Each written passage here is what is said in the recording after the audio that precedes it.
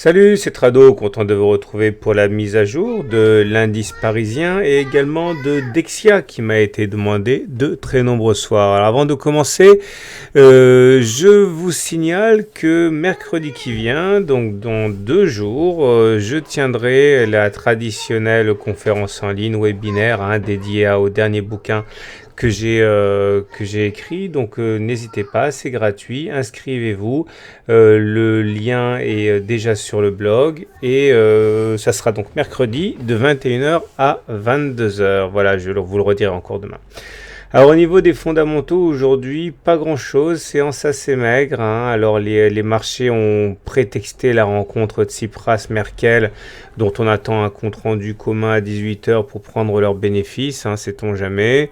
Bon, c'était plus une excuse.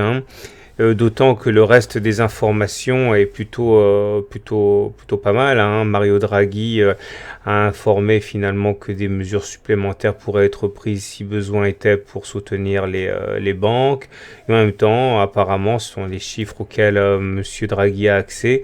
La croissance se renforce dans l'Union européenne, donc c'est pas mal. Donc la baisse du jour qui est quand même assez limitée et à mettre sur le compte des prises de bénéfices assez saine.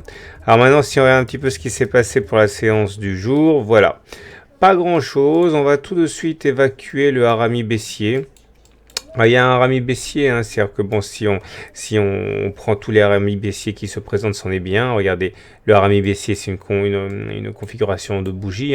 Un corps vert, un corps rouge à l'intérieur du corps vert. Normalement, ça voudrait dire qu'il devrait y avoir baisse demain, mais pour moi, c'est un harami baissier de facture très médiocre, puisque regardez, il y a une mèche basse qui nous amène jusqu'à 5035, et finalement, on a terminé beaucoup plus haut que les plus bas du jour. Ça témoigne d'intérêt acheteur. Donc, à titre personnel, je ne tiendrai pas compte de ce harami baissier, voilà, encore une fois, dont la qualité est un peu médiocre.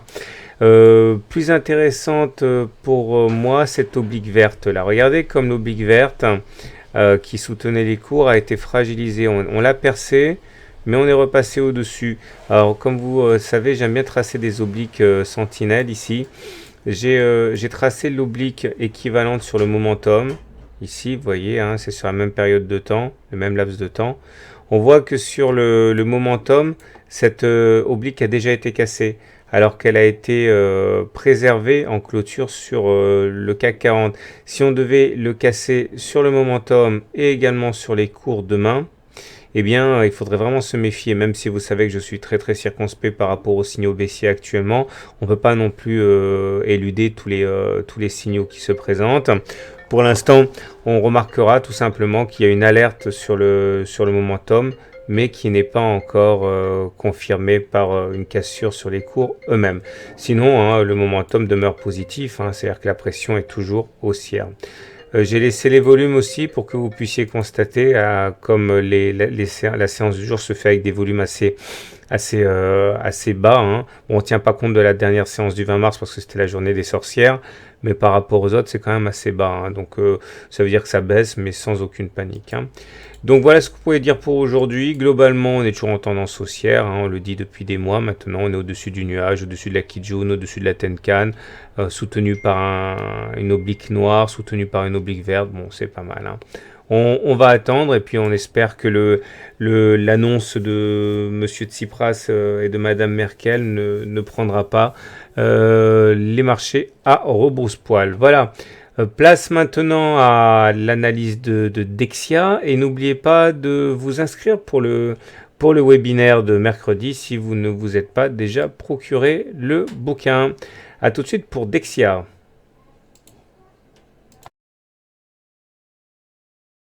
Alors, chose promise, chose due, voilà l'analyse technique de Dexia, la belle banque qui finalement retrouve les faveurs des investisseurs. Et regardez, il semble bien effectivement qu'il y ait du neuf. Alors attention, cette analyse technique est en unité de temps hebdomadaire, c'est-à-dire que chaque bougie correspond à une semaine de cotation. Donc comme vous pouvez le voir, la tendance a changé.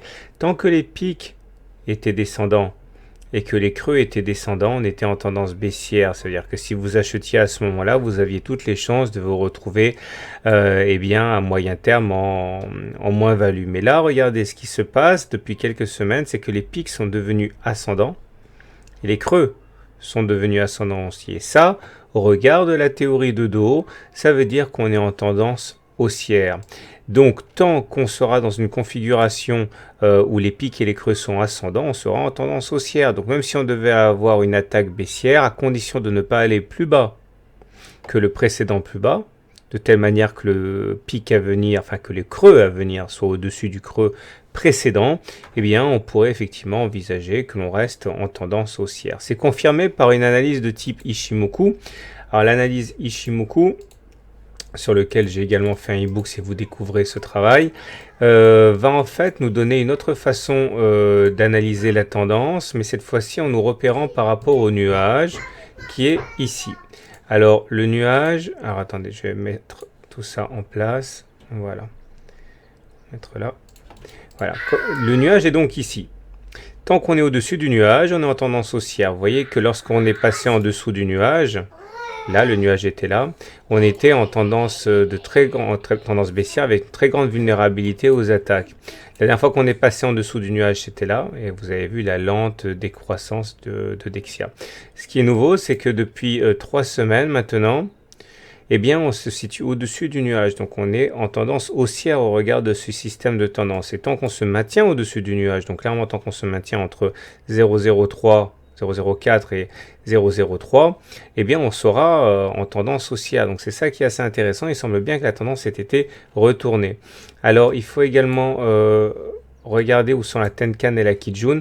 Alors là, vu les hausses assez impressionnantes de la valeur, bon, il faut regarder d'un petit peu plus près. Regardez, la Tenkan ici, c'est la courbe marron qui est au-dessus, et la Kijun, c'est la courbe verte. Ça veut dire en fait que c'est la prochaine résistance à passer à 0,1 €. Ok, donc on devrait avoir sur les 0,1 € ici eh bien des mouvements de lutte, hein. Un petit peu ce qui s'est passé ici. Vous voyez qu'on a essayé de passer au-dessus, mais finalement on a été eh bien balayé et envoyé vers le bas. Donc ça, c'est véritablement le niveau, globalement les 0,1 €, c'est le niveau au-dessus duquel il faut clôturer pour se défaire de cette résistance là et s'ouvrir de nouveaux sommets.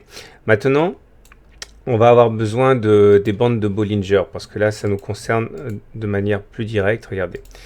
Les bandes de Bollinger, c'est les courbes mauves. Alors, ça, c'est la Bollinger supérieure, et ça, c'est la Bollinger inférieure. Lorsque l'on clôture au-dessus des Bollinger, comme ça a été le cas ici, ça s'appelle un T1. Okay, il faut savoir que dans 90% des cas, les Bollinger encadre les cours. C'est-à-dire que l'on clôture à l'intérieur des Bollinger, entre la Bollinger supérieure et la Bollinger inférieure. Quand on clôture au-dessus, ça s'appelle un T1. Donc là, ça s'appelle un T2, un T3, un T4, un T5, un T6 et un T7.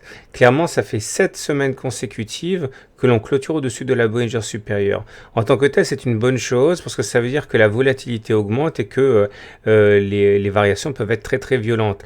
Maintenant, pour que cela perdure, il faut impérativement que l'on vienne toucher la Bollinger supérieure. Regardez, chaque fois que l'on a clôturé au-dessus de la Bollinger, à un moment ou à un autre, la semaine suivante, on est venu toucher la Bollinger supérieure, comme ici. Donc il serait véritablement préférable pour Dexia, pour continuer à bénéficier de cet effet de trampoline, de venir à un moment ou à un autre clôturer, enfin toucher la Bollinger supérieure. Ce ne serait pas du tout un signe inquiétant, ce serait au contraire souhaitable. Si on devait clôturer comme si on l'était aujourd'hui, lundi, hein, au-dessus de la Bollinger supérieure, ça par contre ce serait un petit peu plus, un peu plus gênant, parce que ça pourrait signifier le fin de mouvement de hausse. Donc non seulement il faudrait s'attendre, mais en plus il serait préférable qu'on aille à un moment ou à un autre toucher la Bollinger supérieure, comme on l'a fait les semaines précédentes, avant de faire des plus hauts. Voilà ce que l'on peut dire pour les bandes de Bollinger. Je terminerai avec les indicateurs techniques. Il y a deux choses à remarquer. Tout d'abord, au niveau du travail des volumes, vous voyez comme les volumes ont gonflé de manière anormale depuis 3 semaines. Ça veut dire que la hausse qu'il y a est véritablement suscitée par des intérêts acheteurs nombreux, hein. Ce n'est pas anecdotique, hein. C'est des vraies poussées de fièvre avec des vrais intérêts. Regardez comme le Trix également nous a bien délivré le signal haussier, là, en croisant son signal. Le Trix, c'est la courbe verte ou rouge. Le signal, c'est les pointillés. Vous voyez que quand le Trix passe au-dessus de son signal, ça donne un signal d'achat. Quand il passe en dessous de son signal, ça donne un signal de vente. Donc, non seulement vous voyez comme le Trix a bien joué son rôle de précurseur de tendance haussière, et évidemment, il faudra surveiller le moment où le Trix passerait au-dessous de son signal, ce qui pourrait nous donner le signal d'une consolidation. Alors pour résumer, au regard de la théorie de dos, on est en tendance haussière car les pics et les creux sont ascendants. Au regard du système Ishimoku, on est en tendance haussière car on est au-dessus du nuage. Au regard du système de Bollinger, on est en tendance très haussière, mais il serait souhaitable d'aller toucher la Bollinger supérieure à un moment ou à un autre cette semaine. Et surveiller le croisement à la baisse du Trix pour vous alerter sur un début de consolidation à venir. Voilà, je vous souhaite une bonne soirée, je vous souhaite de bons trades. Si vous découvrez mon travail, vous pouvez demander votre livre, votre e-book pour débuter, hein. C'est complètement gratuit. Vous envoyez e-book gratuit à tradosaurgmail.com et je vous envoie la vidéo exclusive de 25 minutes, les exercices corrigés, etc. etc. Et n'oubliez pas non plus de vous abonner à la newsletter en haut à droite, hein, pour ne pas louper la prochaine mise à jour. À très bientôt pour une mise à jour.